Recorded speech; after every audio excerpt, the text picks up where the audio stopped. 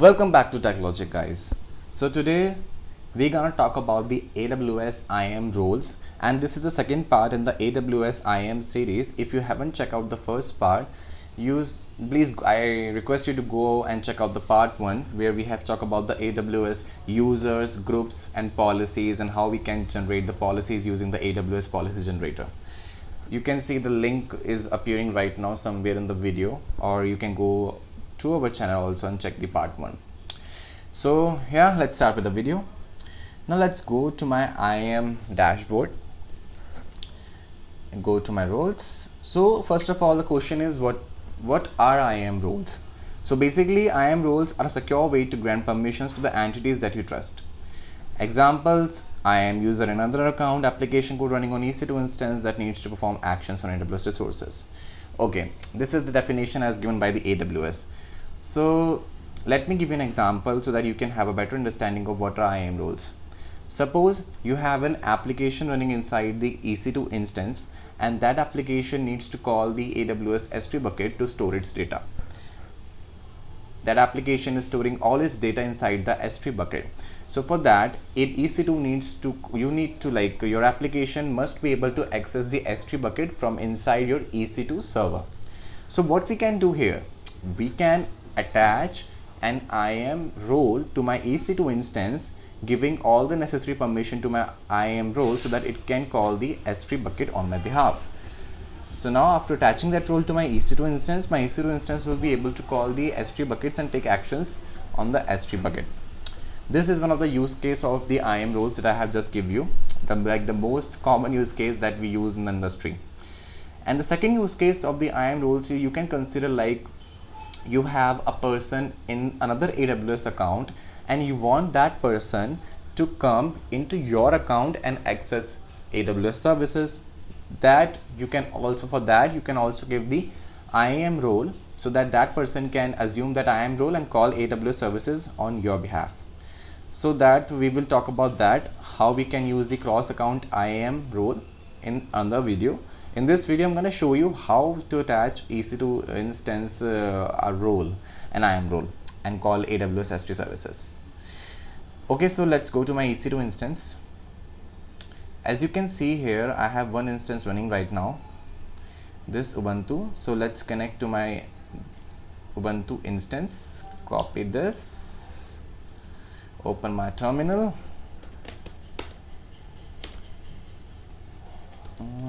downloads.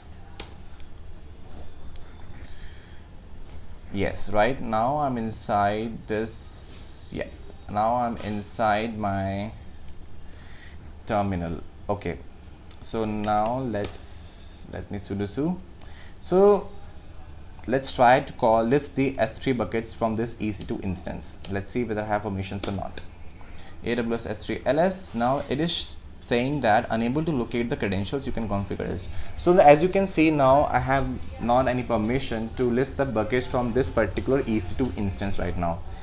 If I type the AWS configure, it will ask me for the access key ID and the secret access key, and that is obviously an IAM user.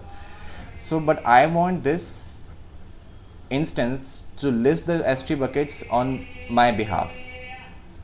So let's now create an IAM role and attach that IAM role to my EC2 instance. Go to my IAM and yes, go to my roles. Now let's create a role. So I want that role to be of EC2 type. I want to use it for my EC2 instance, so I'm going to create an EC2 IAM role. Select next. What policy I want to give it to my EC2? I want that role to have the S3 access. Let's try it. Yep. For that, for this demo, I'm giving the S3 full access to my this particular IAM role. You can add the tag if you want. Let's say S3 role and S3 role. Yep, S3 role IAM. This would be better. Review this, and the role name is the S3 hyphen IAM role. S3 IAM role. Okay. Allow EC2 instances to call AWS services on your behalf. because it is of the type EC2. Let's now create a role. Okay, that role has been created. You see, this is the role we are talking about, S3 IAM role. So now let's come again to my EC2 and attach this role to my EC2 instance. Okay, in order to do that, click on actions, go to your instance settings, and you see this option, attach and replace the IAM role. Just click here. My role is the, yeah, there it is, S3 IAM role that I have just created. Now click on apply. So now I should be able to list all the buckets in my AWS account because I have attached the role. So let's run this command again, AWS S3 ls, and yes, now I'm able to list all the buckets which is present inside my AWS account. So you see, like now this particular EC2 instance can list the AWS S3 buckets, can take actions on my behalf to this particular S3 buckets. Like this instance can now do anything. It can also store data inside this particular S3 bucket in any bucket that he wants, because I have given the S3 full access, so it has access to all the buckets and it can take every action.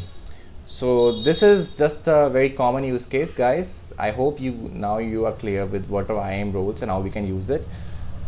In the upcoming videos, we definitely gonna see how we can use the IAM roles to cross, to give access to somebody who is not present inside my AWS account and to the services present inside my AWS account. That is cross account access using IAM roles. So I hope you now have a better understanding of IAM roles, and if you have any doubt, you can just tell us in the comments.